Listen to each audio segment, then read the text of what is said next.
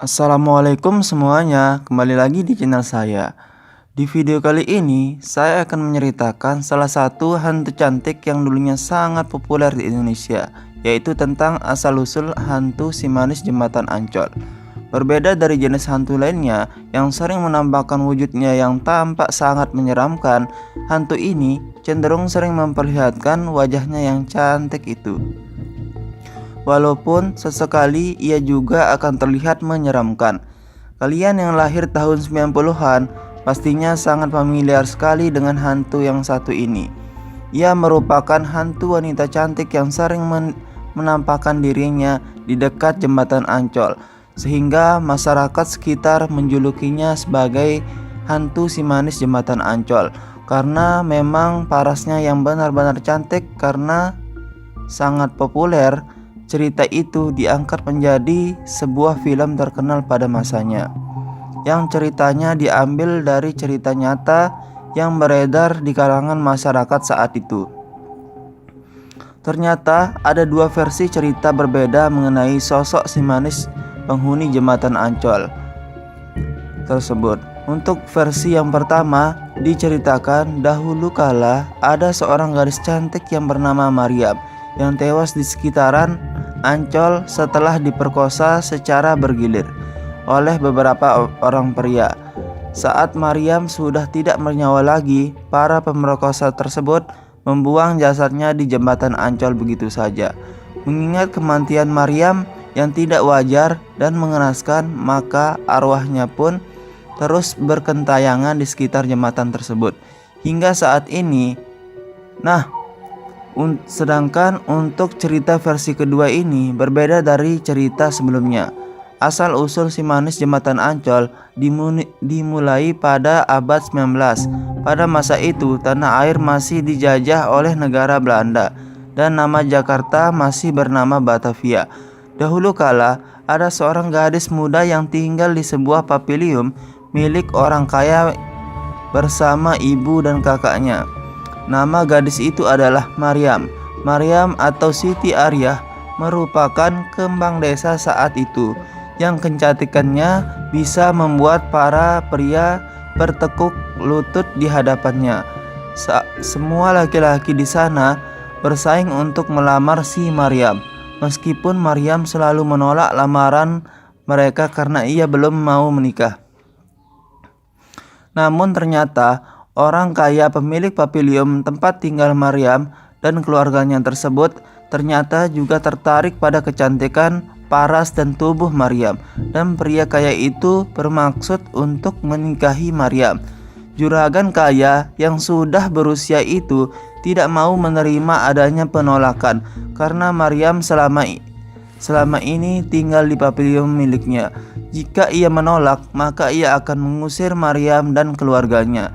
Namun ternyata tetap saja Maryam menolak orang kaya tersebut, karena Maryam tahu dia hanya dijadikan seorang selir, karena juragan itu memiliki beberapa istri lainnya. Singkatnya, ibu Maryam juga memaksa untuk menikah dengan sang juragan kaya agar hidup mereka terjamin. Lagi pula, jika Maryam menolak, juragan itu akan melakukan cara apapun untuk menikahi Maryam, meskipun dengan cara kotor sekalipun. Maryam yang dipaksa menikah dengan pria tua itu pun memutuskan untuk kabur dari tempat tinggalnya demi menghindari paksaan kekerasan dari juragan kaya milik pavilion tempat tinggalnya tersebut. Pelarian Maryam ternyata tanpa sengaja ke kawasan Ancol, di mana di sana ada seorang pria kaya lainnya di Batavia yang memiliki villa di kawasan Bintang Mas Ancol. Sama seperti juragan kaya di tempat tinggal Maryam sebelumnya, pria kaya yang bernama O.E. Tambasia ternyata juga tertarik pada kecantikan Maryam saat pertama kali melihatnya, dan tentu saja tidak akan mau dengan pria tua itu. Tidak terima dengan pernyataan itu, O.E. memerintahkan para anak buahnya untuk segera menangkap Maryam. untuk dijadikan wanita simpanannya. Ketika para anak buah OE hendak menangkap Maryam, gadis itu memberikan perlawanan sekuat tenaganya agar bisa melarikan dirinya. Namun naasnya, tenaga Maryam tidak cukup kuat untuk melawan tenaga pria kuat tersebut. Akhirnya Maryam pun tewas di tangan anak buah OE dan jenazahnya dibuang begitu saja di area persawahan yang jaraknya sekitar 400 meter dari jembatan Ancol. Dari cerita inilah misteri si manis jembatan Ancol jadi terkenal dibicarakan hingga saat ini.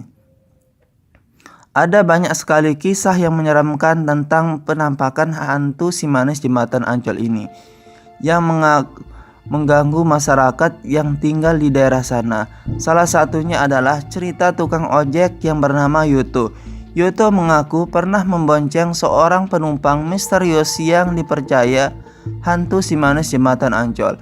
Saat itu Yuto sedang mangkal pada pukul 5 pagi. Kemudian tiba-tiba ada seorang wanita cantik yang mendekatinya dan meminta diantarkan ke dekat jembatan Ancol. Yuto pun langsung mengiyakan dan mempersilahkan penumpang wanita itu naik ke motornya. Di sepanjang perjalanan, Yuto berusaha mengajak ngobrol penumpangnya untuk mencairkan suasana.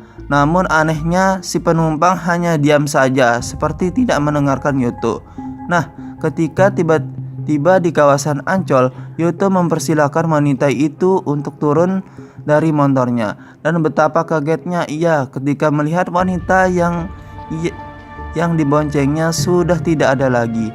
Alhasil Yuto pun menyadari bahwa wanita itu bukanlah manusia melainkan hantu si manis jembatan Ancol seperti yang sudah dibicarakan oleh masyarakat. Yuto pun langsung mengebut lari meninggalkan kawasan Ancol tersebut. Ada lagi sebuah cerita yang terjadi pada tahun 1960-an di mana jembatan Ancol dulunya masih berupa empang. Di atas empang ada beberapa perahu untuk mengantarkan penumpang. Kala itu malam sudah mulai larut dan salah seorang pendayung perahu hendak pulang ke rumahnya. Namun tiba-tiba ada seorang gadis cantik yang datang pada si pendayung untuk meminta diantarkan dengan perahu tanpa adanya tujuan yang jelas. Tanpa merasa curiga sama sekali, pendayung itu pun mengiyakan dan wanita itu pun naik ke perahunya. Tidak lama kemudian, saat di tengah sungai, wanita itu menghilang seketika entah kemana. Pendayung itu pun ketakutan setengah mati dan langsung ke rumahnya. Ia pun yakin sekali bahwa itu adalah hantu si manis jembatan Ancol yang coba mengerjainya. Nah, itulah tadi sedikit cerita tentang asal-usul hantu si manis jembatan Ancol dan beberapa cerita seram tentang penampakannya. Namun percaya atau tidak kembali kepada diri kalian masing-masing, karena ini hanya cerita di kalangan masyarakat yang belum tentu kebenarannya. Semoga kalian terhibur dengan cerita ini. Jangan lupa like, komen, dan subscribe ya. Terima kasih sudah menonton.